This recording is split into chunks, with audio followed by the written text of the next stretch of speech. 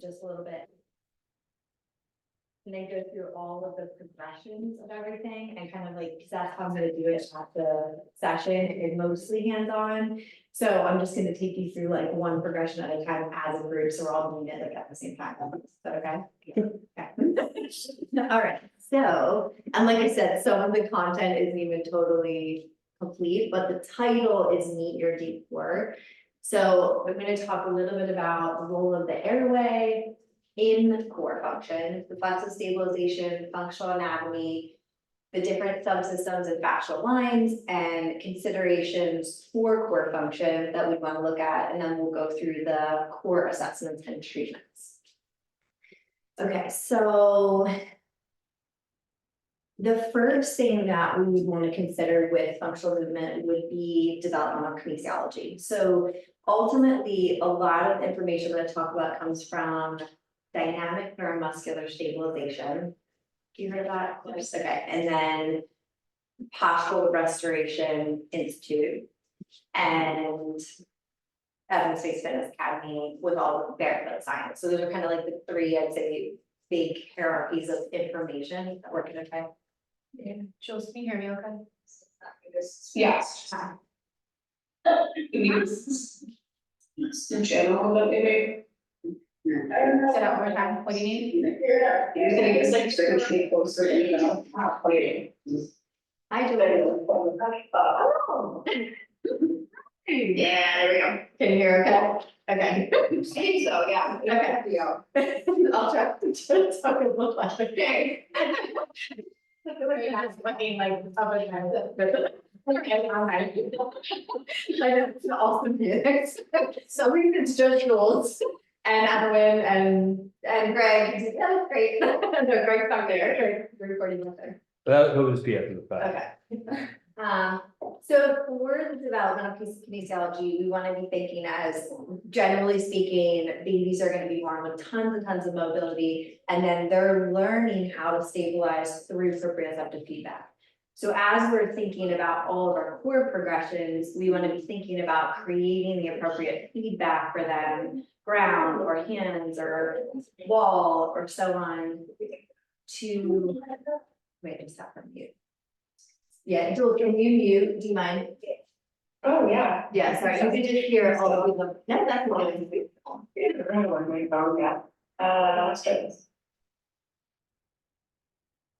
Yeah, cool. So that so when we're thinking about progressions, we want to be thinking about creating that environment so that they can have the best feedback for it. So the biggest thing that we want to consider is that we as humans are asymmetrical. So the neurological, respiratory, circulatory, muscular vision systems are not the same on left or right. And we all have different responsibilities in and function as it relates to the positions and demands that we're placing on our body. So even if we think of like extremity dominance is balanced through reciprocal function. So if we're walking, our left leg goes forward and our right arm goes forward. So if we're thinking of the asymmetry, it's because of all of the placement of our organs. So if we're thinking like we have the heart mostly on the left and then the liver on the right. So our body is really designed in this amazing way to balance each other out, except that it is super asymmetrical. So then what happens is if we start to cross our leg every time the same way, or we're always driving with the right arm forward, or we're always turning to the left when we're working on the computer, then we begin to over pattern these already existing asymmetries, which then causes obviously a lot of compensation in our movement. So as it relates to the reflexive stabilization, we want to be thinking of how we're interacting with the ground. So when we are encountering our ground reaction forces, we're going to have, based on the muscle tuning theory, we're going to have that dampening of the ground reaction force coming in. So we're loading that potential energy. We're dampening the force through stability, through that compression and that compartment in the lower leg. And then we're transferring that through for elastic energy. So basically when we load the ground in walking, it would be 1 to 1.5 times our body weight that we're loading. But then as we move into our next step, we're doing a catapult where we're doubling our energy. So if we don't have the proper reflexive stabilization, which means that it has to be anticipatory, like our body has to stabilize before we hit the ground, and it has to be therefore super fast, then if we don't have that, then we're going to compensate. And then we're gonna decrease force production, we're gonna really negatively influence our movement efficiency. So when we're thinking about stability, just saying it needs to be anticipatory, it needs to be fast. And in order for us to move the best possible way we can and most efficiently, we have to have stability. So we're gonna talk about that. So we're gonna just try to do this quickly.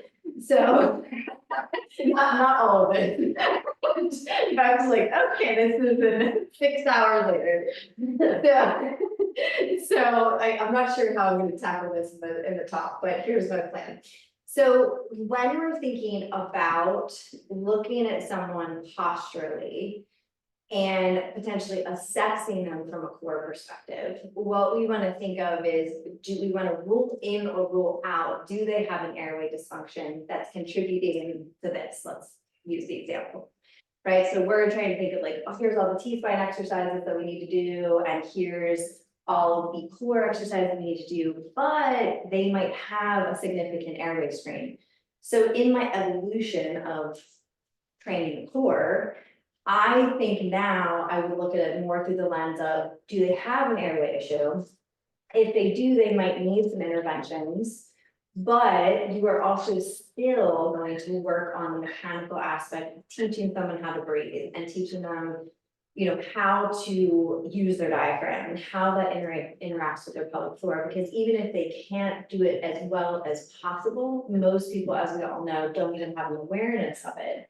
So it's still like, we're still gonna train them whether they have it or they don't have it. But some easy things that you could consider would be, could you breathe in and out of your nose for 3 minutes straight? And if you say, go home, try this on your own, try this on the way home, you have to take a big sigh, then you already know that there's probably something going on. You guys can all do that. So put your hands like right on the outside of your nose and just kind of pull apart. Breathe in, out, and then try that without doing that and just see if this felt a lot easier. Anybody? This is always better. Did it go better? Better. Yeah. Yes. Yeah, okay, so that would be that we would be assessing the nasal valves, the lateral nasal obstruction, so that we know that that could be a possibility. That could be something has inflammation, that could be that there's structure abnormality. Do you have popping and clicking in your jaw? Do you have pain in your jaw? When you're looking at the Mallampati score, you would look to see, are you able to see the uvula really easy when you open up your tongue? Or can you see just a little bit, barely at all, or not at all? And this is something that they look at if they were going to intubate you. So this would indicate that there's potential some airway obstruction here. And then, is there any tonsil hypertrophy? So did you have your tonsils removed? Is it really inflamed and enlarged in the back? Your tongue range of motion. So can you open up your mouth and then bring your tongue to the roof of your mouth? And you have to close it to get there. There we go. So that would be looking at, do you have enough tongue range of motion to be able to keep your tongue at the roof of your mouth 100% of the time unless you're talking? Then do you have a narrow palate? So does it look more like the shape of the jaw, or does it look really narrow? I'll show you that in a second. Do you have any grinding? Has someone had a sleep study that's indicated that they might have an airway issue? And so even if they have an airway issue, it could start off as mouth breathing, but then it could be upper airway resistance, snoring, mild sleep apnea, moderate, severe, and hyperventilation. And so somebody, like 90% of cases of people that are snoring are going to turn into sleep apnea. So if that's already happening, then you know that it's kind of heading in that direction. But also know that the mouth breathing is heading in this direction. So we know that something is happening in their airway that's preventing them, which is gonna create more upper airway resistance, which just basically means that they're not having as many events per hour as sleep apnea, but they're still not breathing several times an hour. So it's still happening, and then that's gonna increase their sympathetic nervous system. So if somebody can't breathe, or they can't sleep, or you're trying to teach them how to do a core exercise, but they are not able to really get it here, they may always be in that sympathetic arousal state, so they're not even able to physically get there. Okay, and then this would be just like to look at some visuals of it, where like on the healthy airway, so you can kind of see like the space here in the airway. So this is like the size of the airway is really good, but in this person, she had a hard time when you like blow, she's having a hard time keeping tone in the airway, so it was basically compressing. So then at night, she wasn't breathing. And then you can see like if the turbinates are more enlarged because they're not getting more airflow here. If the joint, this is like her joint here, you can see how it's like shifted forward and there's really decreased space there. And that would be your normal palate, and then that would be your really narrow palate. And then you can see the tongue range of motion here, normal, here, extremely limited. So then if the tongue's at the roof of the mouth, and I mean, at the bottom of the mouth, it's gonna fall back into the airway. Okay, anybody have any questions there? Just feedback, like, those are kind of hard to see, just so you know. Got it. But the black and white ones on the left, the X-rays. Yeah. Yeah, good call. Thanks. Is this like, are these like acquired? So most people have an airway issue from birth. Oh, okay. Yeah, so, but it doesn't, they could develop that, but most of them have an airway issue. Every timeline I've done, everyone has had an issue.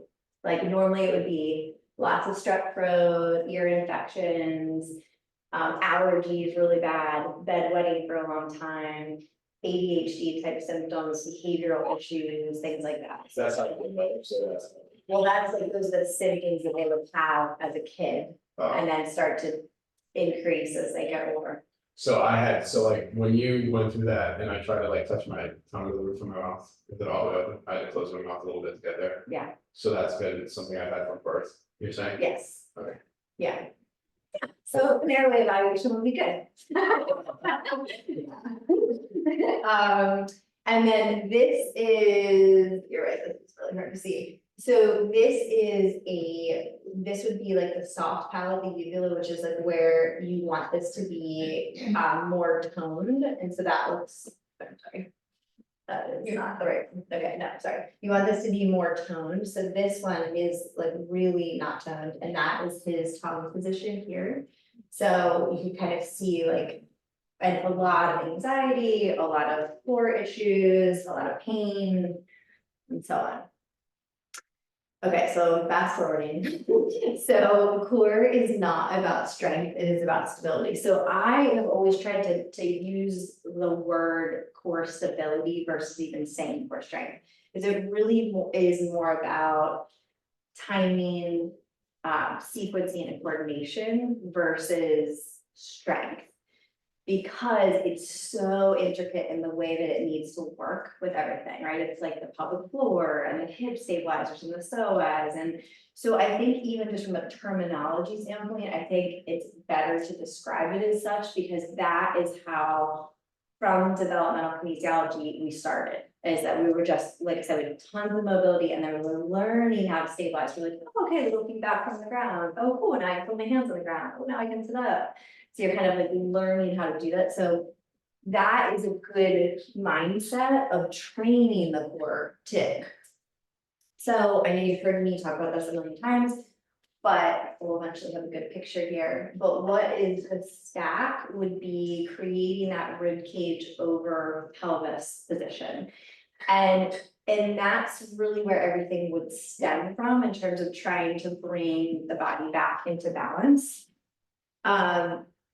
And this is not a full list yet, just yet, but one of the compensations that we're gonna typically see would be the erectors for sure. And in of like, let's say a baby position or like a dying bug position, ideally the back, and this has been an evolution, so I might have said something different 5 years ago, 10 years ago. Is the back should be flat. Not with like the natural arch, if the knees are bent. This is my aha moment. Because, I know, and you're like, wait, what? Yeah. So, because that is what we did as babies. That was my aha moment of like, oh yeah, because I used to always say, if your knees were bent, you would be in neutral, which would mean the natural lordosis. But you're not, if your legs are up at a 90 or knees or like hook line position. You mean like when you're stuck? On your back. So if you're like this, if you're like this, your back can be flat. Okay. Or if you're like this, your back can be flat. Okay. And so that was like, yeah, it was, I think like, cause I've always said for years and years, like, well, you would have your natural arch, but you really wouldn't, because if that tone is totally balanced, you should have actually a flat back in that position and comfortably. So that's like a big one. So that's why you're saying that erectors would be over. Yes.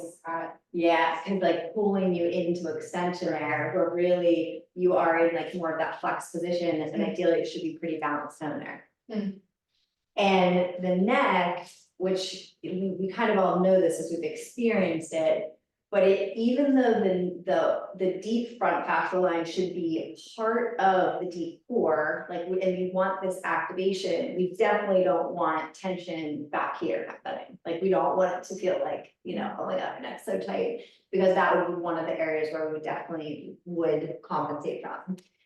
And then also the pelvic floor, especially as it relates to kind of the butt squeezing. So especially if you're trying to get the back flat. And then you're doing that by way of like tightening the posterior pelvic floor or glutes to get there. And there's more, I'm trying to decide how much I want to go into this, but like, I just went with the most common.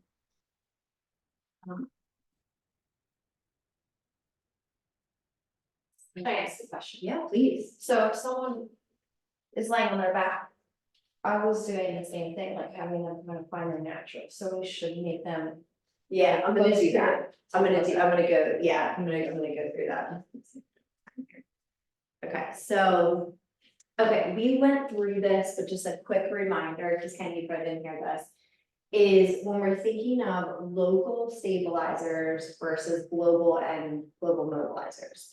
Local stabilizers, I think they're creating more of an isometric contraction, close to the joint, more proprioceptive input. And we want those to work first. And so it'd be diaphragm, multifidus, posterior psoas. So it's the posterior fascicles of the psoas that are creating that stability of the hip. And pelvic floor, and the deep thigh stabilizers as well. And then the global stabilizers would be oblique, spinalis, glute medius. And then the global mobilizers would be things like rectus, iliocostalis, and piriformis. So we are talking way more about that, the local stabilizers today. A little bit of this, and it may bleed into that, but mostly the local stability. Because those are the things that we want to be fast and reflexive. So even if we just looked at it from training from the inside out is a good way to kind of orient of like, okay, like we're trying to get this in first. Like say, for example, we started with crunches. We would just be training the global muscles, no deep stabilization. So that they might look physically like they have a six-pack, but then if they went to go pick something up heavy, they would have no reflexive stabilization. They might have some strength, but they have no reflexive stabilization to actually stabilize their spine to prevent an injury. So from, I don't know how much I'm gonna go through all this, but I just want to like highlight, okay, so we're just gonna go through the quick anatomy. So if we're thinking deep core, diaphragm being one of the most important postural and respiratory muscles. And I think that's the thing that we, and of which I've been, as you know, obsessed with forever, right? Joe's heard me 600 times, but it like, it really is so essential, because if you're not breathing, there's no possible way that your core is functioning optimally, like not even a chance. So at the bare minimum, it's just teaching somebody how to breathe to the best of their ability. And even if they need other interventions at that time or down the road, it's still trying to get them to breathe the best that they can. And just keeping in mind all of the anatomical innervations of things like the esophagus passes through it, the vagus nerve passes through it, the aorta, inferior vena cava. So there's so many things that are factoring in, influencing the diaphragm. And it's also something that, as it relates to PRI, is the zone of apposition, where it's really the center point of our anatomy. So like if the diaphragm, so it's gonna be a little bit tighter on this like right side because of where the liver is. So this is kind of like our zone where we're trying to center this first so that we can bring symmetry to everything else. So that's another way to kind of think of the diaphragm. So from the pelvic floor standpoint, the biggest take home here is to just think that they have to work together. So instead of thinking like we're gonna do breath work and we're gonna do pelvic floor work, we're really thinking of them as an integrated unit, and we're trying to get the respiratory diaphragm to communicate with the pelvic diaphragm. And of course, as it relates to, that we could speak to this forever, but as it relates to all of the different lifestyle habits that would affect pelvic floor, like holding your pee and holding your poop and being constipated, and all of those things are just going to contribute to more pelvic floor dysfunction, which means more core dysfunction too. So it's like you can't separate any of those things. Transverse abdominis, so think of just our natural weight belt, protecting our organs, stabilizing our spine, and also that pre-active muscle where it's stabilizing even before our limbs are moving. And the multifidus is a deep core stabilizer, stabilizes during trunk rotation, and is going to be deeply connected to the thoracolumbar fascia. And then the psoas is, we just want to remember that posterior psoas is what is going to prevent the femur from shifting forward.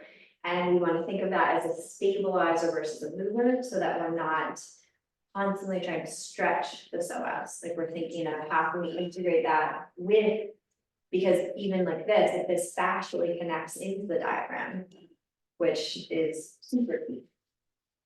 And then from the DNS standpoint is they refer to this as the intrinsic stabilizing system. So we have this whole unit that's working together as a whole, and that's the way we want to think about every core exercise, is like how can we get them all working together as an integrated unit in this intrinsic stabilizing system so we can generate force optimally. And then the deep front fascial line, I think everybody knows that. Good there. Good, okay. And lastly would be the pressure aspect, is that we're thinking here, everything should be about how we're managing pressure. So I would always tell a patient or client, when you learn how to breathe and you learn how to inhale, that's actually what is stabilizing your core. So if you can learn how to do that in a 360 fashion, so not all the way down, not just belly breath, but you're really doing it 3D, that is going to provide you the stability to get your deadlift stronger, or to prevent your back pain, or whatever it might be. And I think this is probably the hardest concept, because we have so many mobility restrictions, we have so many asymmetries, we might have airway issues. So it like that, even though this seems like I think an easy concept, it's, what would you say, that it's really hard for everyone to like really get this. I mean, even for me, it's like really hard for me to get lateral expansion. So the last little thing is just to touch on, because I think this is really important, is the thinking of a sports hernia. And so, or core muscle injury. So when we get a core muscle injury, basically we have the rectus abdominis and we have the adductor longus that are creating these forces, and it goes over the anterior pubic plate. So what happens is if we don't have the appropriate intrinsic stabilization, then it makes it very easy for the adductor longus, which will have mechanical advantage, to pull the rectus and create a split hernia, i.e. a tear in the fascial tissue. And it's an example out of a million that we can give of why reflexive stabilization is so important in preventing injury, but that's kind of like a really obvious one of how that happens. And the same thing with hernias in general. The reason that they happen is we have poor pressure management like this, and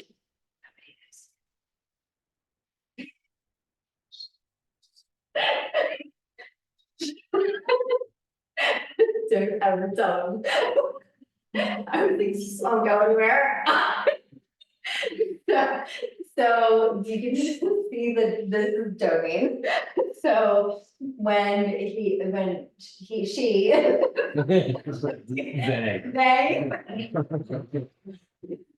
lifting up to like do that little bit of a crunch, that don't mean it's happening, so just meaning that we've lost that intrinsic stabilization.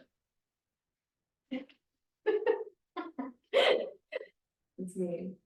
And then the other things that we would factor in, some of them I've already mentioned, but with heavy lifting, this is gonna be a to be determined, because I just found a research article on this, I'm gonna read it. But the biggest thing with this is the Valsalva, which would be breathing in, exhaling against the closed glottis, creating that pressure, but the pelvic floor lifts versus goes down, which would be straining. So I just had like a super quick story. And so I just had a patient, she's 21. So every time I've seen her coming out, but she was peeing every time she lifted, like every time she would do any barbell lifts, but even like a hip thruster, she was peeing. And she was telling everybody, and like they were like, oh, that sounds like a little excessive, but meanwhile, everybody's peeing. So what we went through all this, and I was like, okay, like this, you just have to change your orientation of how you're breathing, so you're not pushing down. So it's not, and you guys can do that, and it makes you feel like you need to pee, right? So if you go have that downward pressure, you're gonna feel like you need to pee. And so literally, like in a week, she changed it and she has a pee fits. So it's just being able to like explain how the pelvic floor needs to lift, which would lift on the exhale. But again, I do have a research article, because this lady like argued me in a presentation that I've never forgotten. So it was really, I was like, well, it was like I presented, this was the NSCA, I presented, and it was on the female barbell athlete, and I talked about that, and then she got up right after me and literally just bashed me in her presentation. It was bad. Oh. And then I was like, and I still don't think she's right, but I'm not, like, I can't, because what she's saying is, this is what it still doesn't, I can't wrap my head around it, but she's saying that it's not a Valsalva. Because she's saying a Valsalva is like when you fly, right? And it's like you're, like the pressure's building up, building up, building up. And I get that, but I don't really agree. Because if you're just breathing in, the pelvic floor is gonna lengthen. And so then you get that pressure going down when you're trying to stabilize. So anyway, point is, I don't really agree, but I'm still trying to like nail that down before this, so I'll confirm it soon.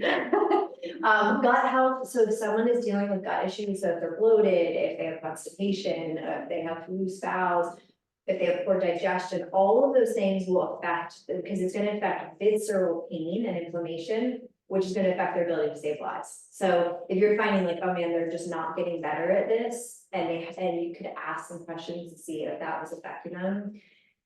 If their nervous system is really dysregulated, they're in a fight or flight, they're not sleeping, so they're in that high cortisol state, that would affect their ability to stabilize. any type of scars, C-sections, appendectomies, bowel resection, et cetera, all of that would affect their ability to stabilize, which would mean that they would need to ideally address the scar so that you're improving the sequencing of those muscles. A diastasis, which would be here where you're having that separation, which sometimes means nothing and sometimes could mean a lot. So it just really depends on who the person is, how well they're able to actually integrate and be able to create tension. Because kids get this and kids are totally fine. So it's not like it's like defines you, it's just more information about how much fascial integrity do they have. And then how well they're able to pressurize in the abdomen because of it. If they have pain, that's gonna distort motor control, which means poor stability. So if they have back pain, hip pain, especially during an exercise, that's gonna definitely affect it. And then their habits, their bladder habits and bowel habits as well. Okay, so I think that's it. Cool, okay, so I can cut some stuff out. Okay, no worries. All right, so what I'm gonna do is basically, this won't take us long at all, but we're just gonna go through one exercise of each. It is stuff that you should have texted me. We could just keep recording. Okay, correct. So we'll just go through one of each, and then really the goal is that it's kind of building on each other, right? You're kind of like, okay, cool, got it, but with the same concepts over and over again. So we're gonna start with the supine breathing and hook bind. We'll just do like eight to 10 of each. And the only thing that I want you to do here is when you get into this position, first assess where you are muscular. So like how extended are you? You know, does it feel like your back is naturally flat? And then when you feel after receptive, then just take your breath in. And then gently exhale, bring your ribs down towards your hips. You might need to do that like a couple times. And as you do that, see if you can slowly get your back flatter on the ground. And when you get there, see if you can get the back to the leg. So it doesn't feel like it's fighting you to keep you in that position. So even if it takes you like 2-3 breaths to get there, and then when you do, then we'll try to just do maybe 3 or 4 breaths from that position. And just think as you're inhaling, you want to get full expansion of the entire rib cage. So you want to get side to side, back, all the way down to the pelvis, all the way down to the pelvic floor.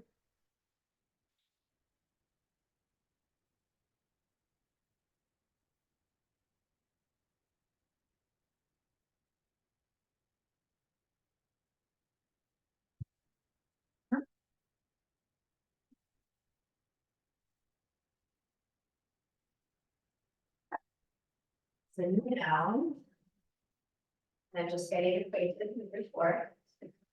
So now we're gonna go block in between the knees, or between the thighs, I should say. Still in that same position. And now we're gonna just add in a little bit of squeeze into the block. So to be breath in. Getting some full expansion here. Exhale. The squeeze in the block, we'll say maybe 10%, right? Doesn't have to be a lot, but you should feel the adductors into the pelvic floor and a deeper contraction of the core. Now we would be starting to tap into deep front line a little bit. Good, and just kind of assess like, is your back still flat?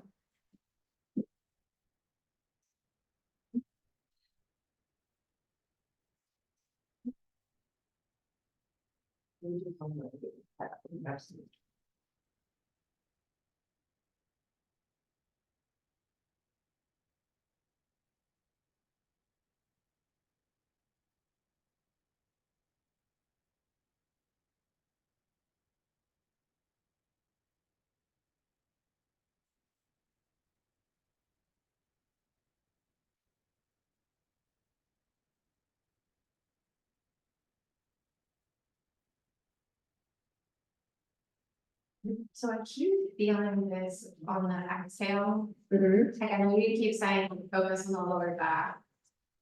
Being a little bit more flat, but my shoulders keep, like, and I can't get them to stay. Okay, so I would just do, you don't need much, but I would just. Yeah.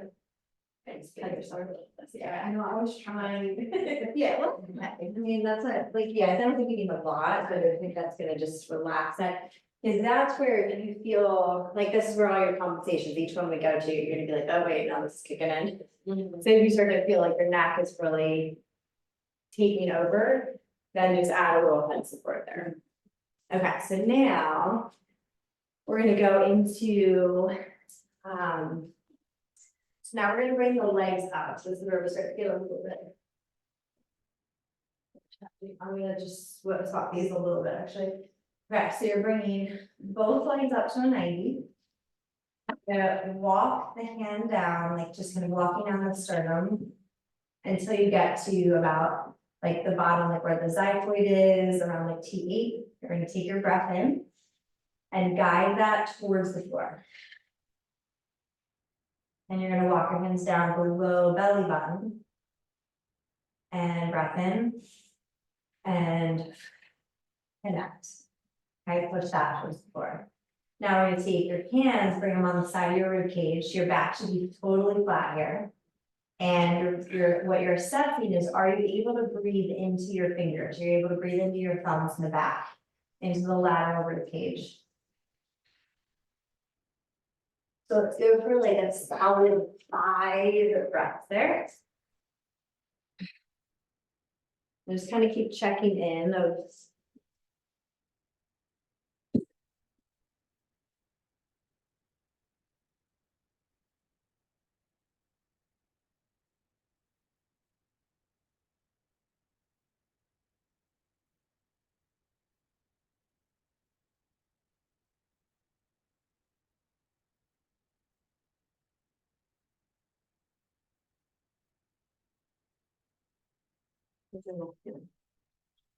I think I really feel like a little.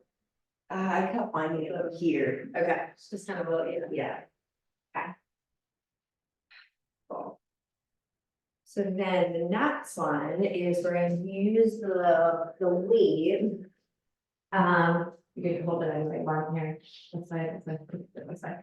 So from here, yeah, everything is the same, so you can kind of go through the same process to get yourself there. And then, let me just get there. And we're gonna take a breath in. Exhale, punch. So you're punching just the shoulders, so you're using serratus. And you're keeping that position and then breathing from there.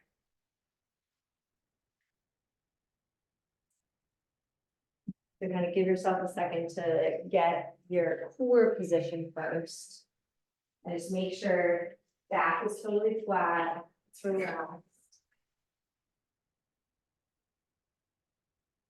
And then you're gonna head down. So head down and then just punch. So you're thinking like just punching the serratus, so that's gonna connect to the diaphragm, so you should feel pretty solid intensity there.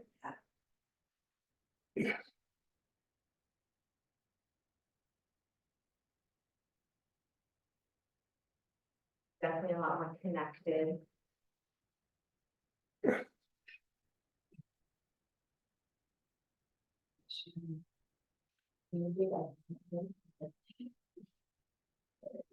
There you go, to make sure. Nice. Good, so if you do a 5, so you can bring that down. And then we'll go into the same position again, you can just keep your arms to the side if you want. And then this time, so after you're connected, you're gonna go into a march, so you breath in. Like you're going towards the floor. You might not touch, but just go towards the floor. And if you feel like you want the punch to help you, that will actually make it more stable, like more challenging in one respect, but it'll give you more tension. So it might, in a sense, make it feel a little bit easier. So the challenging part with this one is really trying to find the balance of where can you keep the connection without. We breathe out on the way up. on the way down, on the way with the leg down. I'm giving you less. We're gonna get this thing figured out. And we might actually do this with the block. Let's see, we'll just up there. Okay. Here's the piece, just like a little punch, yeah, that's gonna get you more connected here, and then that'll make it, give you better feedback. So this is where like the feedback comes into play, so you could use a block to punch, or you could use a weight to punch, and so that's gonna get you more connected from the rib cage down. To be able to see how do you feel.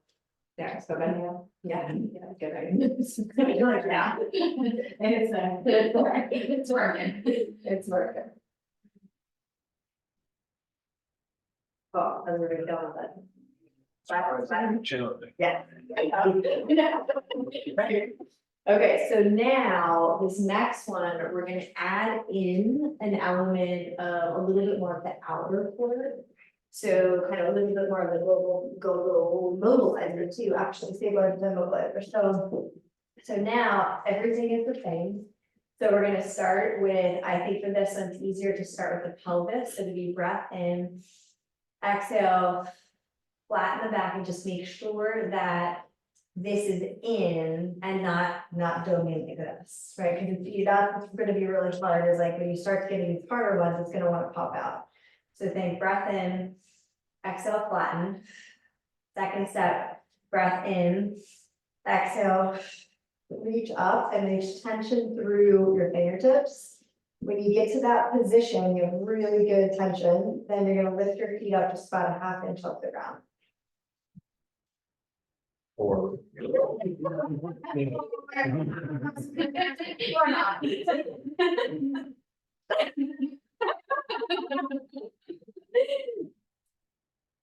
And really reach through the fingertips, think back to front, really.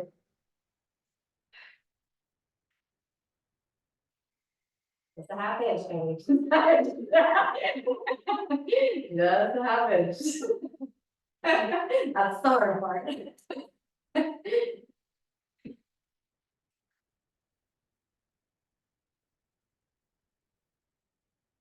Joe, you got it. A little bit down, a little down. There you go. Yeah. And of course, if this feels easy, then you could do like one arm reach, you could do both arm reach. And eventually this would be a full body hollow.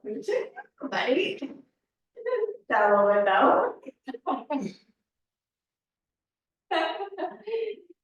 Nice. Nice.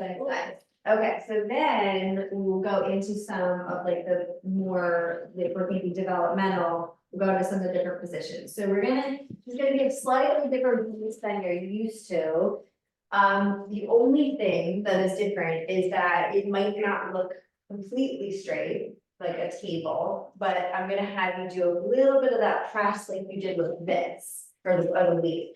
So you'll get into your beast position just like you normally would. So, you know, kind of in that tabletop position. And then when you get here, think you're gonna breathe in, and you're gonna exhale, punch away. And so like I said, it's probably gonna create a little rounding, but think you're doing it from T8, right? So just like we did on your back, you're gonna think like exhale, and you're pushing away, creating that rib down position. And I feel like you just sort of like reset.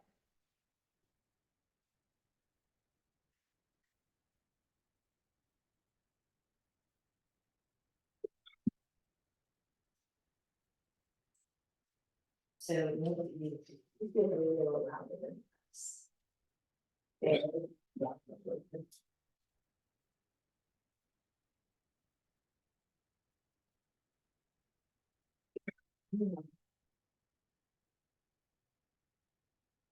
Does that go? All right. Yeah. Do you feel the difference here though? Yeah. Yeah, I think I was trying to stay long before. Well, and it's a little different, like that's not wrong, by any means, it's just more that all I'm trying to do is like, just really. Like, drive home the point of like getting the ribs connected, Okay. right, so Yeah. that's definitely not wrong, but. It's a really nice way to kind of keep reinforcing that like that other thing. Because that's what everybody has a hard time. It's like just the position, and if the position isn't there, then the sequencing isn't there, so it's like just trying to get that part of it. So this one, I think we did together, which is the side bridge, so I really like this one, it's definitely nuanced for sure. But it's really hard when you get it all right. So it would be in your belly position here, so breath in, exhale ribs down. And then when you come up, you're keeping that position. So now you're coming up to that side bridge position, but the hard part is keeping this. So like, it's really easy to kind of like come up like that. You're trying to keep that down, especially Ken, and then back down, just kind of tapping the ground. The breath in. Exhale, really connect. And then down. Are the knees in front or like straight line? Yeah, a little bit in front of, yeah. Okay. Yeah. Yeah, and you're thinking, like, so you might not look totally straight because you're really trying to work on this, but you do wanna try to think you're getting your full hip extension with this down. If that's a good way to say it, so it's like, might not look, but you're keep your knees together, and. Okay, so, all right, so get this part down first, there you go. And then squeeze that. Like, go back one second. Try to make this a little more subtle, so to kind of make this breath in, yeah, because you don't want to be like really rounded, right? You're just trying to get this just over the top of the pelvis, you don't need to go super far. So then as you keep that breath in, and just go nice and slow, so you can kind of figure it out as you go. So that's a little too far, just come back a little bit, there you go. There you go. So it should feel pretty lit up right here, yeah. So that's what I mean by pocket, it might not look totally straight, like you can see it probably super new, and if I'm really connected. Like, see how I'm not really, like, I'm not like this. Yeah, Right, yeah. because here I've lost this connection. So you're just trying to, this would be number one, and then try to extend your hips as much as you can, but give yourself the opportunity to figure that out, like where that is. Okay, okay. How did you go up? How do you guys go side? Mhm. What do you- Oh, wait, no. Good. That's good. Yeah. I get it, Joe, I get it, you didn't think you were doing like a whole core workshop.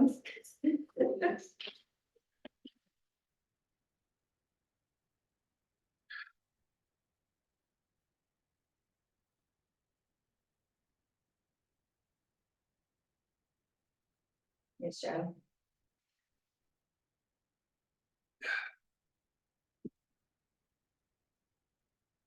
Yeah, gotta go get you maybe a little knee support there. So just elbow. Oh, the elbow. So,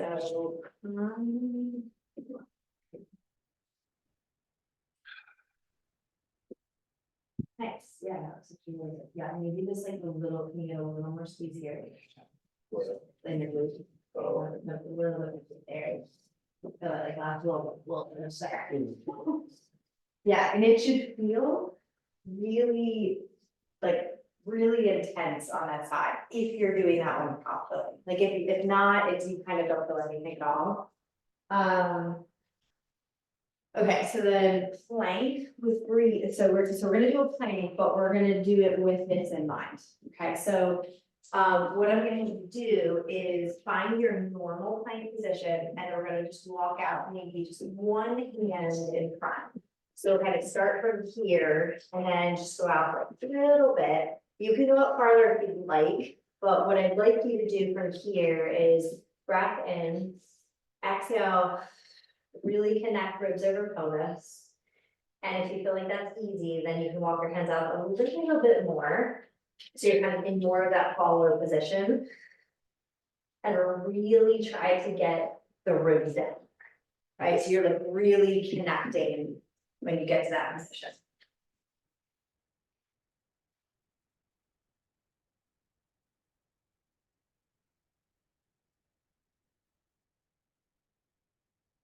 Okay. Today. It's like all this, it was all this. To keep that, take a breath, and then see if you know, like, a little bit, yeah. Little one. Yeah, yeah. I feel like from that as much as what I'm saying, so. And then going back in, and then exhale.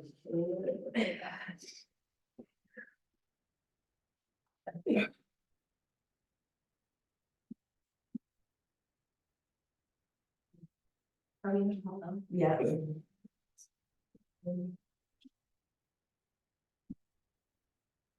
is the last inch. Okay, then we're gonna do one more to pull it all together. You guys can tell me what you think about this, but I'm only gonna be able to do one short foot this time wise. I'm thinking like bowler.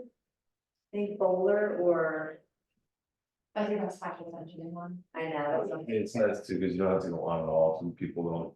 Yeah. Understanding on and off. Okay, so let's, yeah, you guys might do that, okay. Just to see how it feels after doing all that stuff. So we'll go right leg, single leg stance. So we're gonna think left arm is gonna go forward and face this way. Left arm's going forward, right arm's going back, and you're inhaling as you reach down. Exhale, root the toes in the ground. So now we're connecting the front fascial lines. Exhale, root.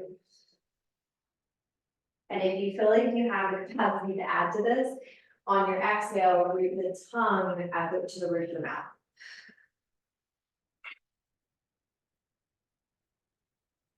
Good, and you're gonna really try to use your arms. So we want to create that tension in the arms just as much as our legs, so that they stack the tension.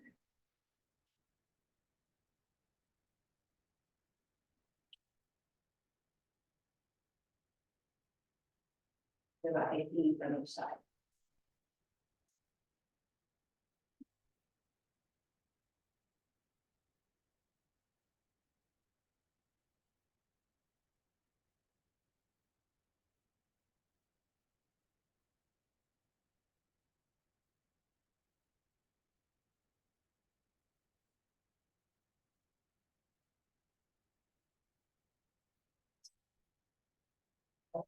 This arm work, and kind of just if you're running, okay.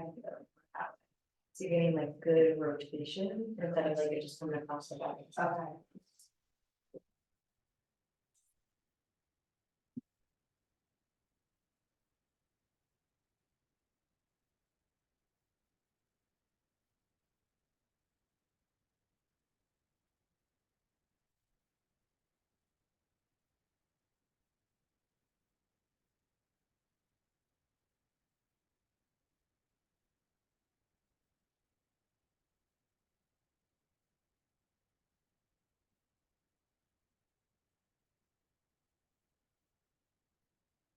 Beautiful. Oh, how did that feel with all the other things? Good, I felt like it was actually pretty good. Yeah, better than one. Better than normal, okay, well, Yeah. like you felt like kind of dialed in. Yeah. That's what I'm hoping that's what it is, so I'm not gonna have a ton of time to like talk through it. Yeah. So I'm hoping it'll just be like, okay. You have time to get posted, like you like 3 reps of that, and then they'll go through everything and then schedule it again. Like go through like what, just that exercise? Bowler. Oh, just the bowler. Do everything. Come back, Oh. you know, it was be better, but not a lot. But Oh, that's not a bad idea at all. Yeah. that's time.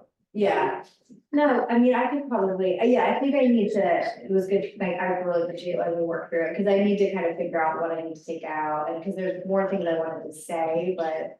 Obviously, like, I only have 50 minutes, so, I'll have to cut out some for sure, but that's okay, I can, that might be a good idea, though, is to, So we'll pre-post. yeah. Or a pre, like. Yeah. Yeah, I guess it could be bowler, because you think it would, you're thinking like, for the most part, people would feel really off initially. I would, I was better in that than normally would be. You said the same thing. I'm Okay, not sure if you have a reference, but No, I don't want to. yeah, what did you like? Yeah, Yeah. that was strong. I think that was probably one of my best bowlers though too. Same. Oh, yeah, normally like my first like a couple reps, I'm like, ooh. It was a little rough. Okay, that's a good idea, then maybe I could try to weave that in, like, hey, let's do a quick tag, see how this feels. Cause even like on that full arch side, I was like, good. Yeah, So, which is really cool, and that's really what it's supposed to be, is like taking you through that, like, so did you kind of feel the. Two things, like this, did you notice the progression, obviously, from severe back to standing? And like, do you think I need to say that, like, make it really obvious, or do you think that is just, you just feel that you felt it and you experienced it? I don't think it hurts to say it, cause you know Right, how Because- new a trainer is, yeah, so. okay. Okay, I think what I need, like, what I didn't do today, but I obviously will, like, really figure out my main points of like what I'm trying to say, so that I can repeat it 3 or 4 times. I think that's what yeah, okay, well, that's a good suggestion. Cool. I wonder if you could do like the beginning, because bowler is such a, actually. You knew bowler before, right? Yeah, I've heard it from you. By Kenny, this is a